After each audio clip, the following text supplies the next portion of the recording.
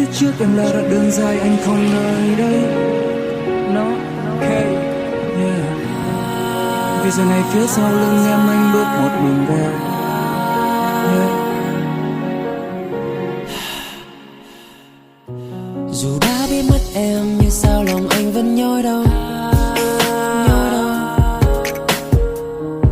Dù chẳng nói ra câu nhưng anh sẽ luôn ở phía sau.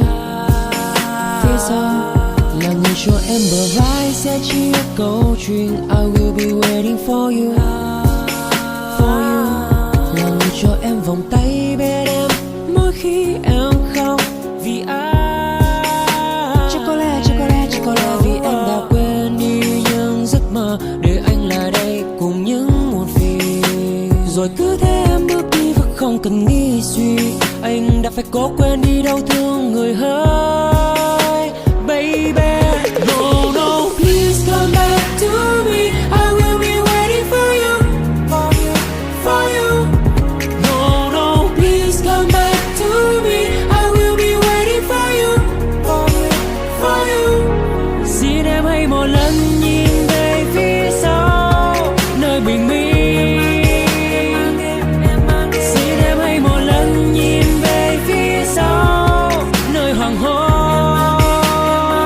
Chỉ có mỗi riêng anh luôn chờ em. Ngày chắc đâu ai hiểu, phố dài ta ngược nhau hai chiều. Anh về lối cũ ta thương qua, em về nơi khác bên người ta. Và đường anh về vẫn là gió và mây. Em đã xa khỏi vòng tay, giờ em thêm một người mới, còn anh thêm một bài hát buồn cùng hay. Anh muốn gọi gió cho tóc em bay, gọi nắng trên vai em gầy.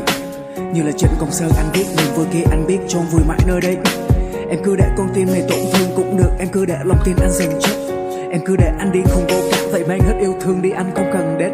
Em mà đợi chờ không phải là hạnh phúc, anh biết rằng yêu không nhất thiết phải gần nhau. Nhưng anh thấy nỗi nhớ lớn dần lên từng phút, cảm giác quen thuộc như sắp thêm một lần đau. Vì em đã quên đi những giấc mơ để anh là đây cùng những muộn phiền. Anh biết quên mau với em điều đó dễ, những tháng ngày dài đôi ta chỉ có thế. Con tim cố chấp cứ nghĩ rằng có thể thấy em nơi cũ nhưng người đâu có về đâu đó. Please come back to me. I will be waiting for you, for you. No, no, please come back to me. I will be waiting for you, for you. Xin em hãy một lần nhìn về phía sau nơi bình minh. Xin em hãy một lần nhìn về phía sau nơi hoàng hôn. No, no, please come back to me. I will be waiting for you, for you. No, no, please come back to me.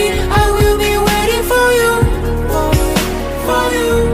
Xin em hãy một lần nhìn về phía sau nơi bình minh.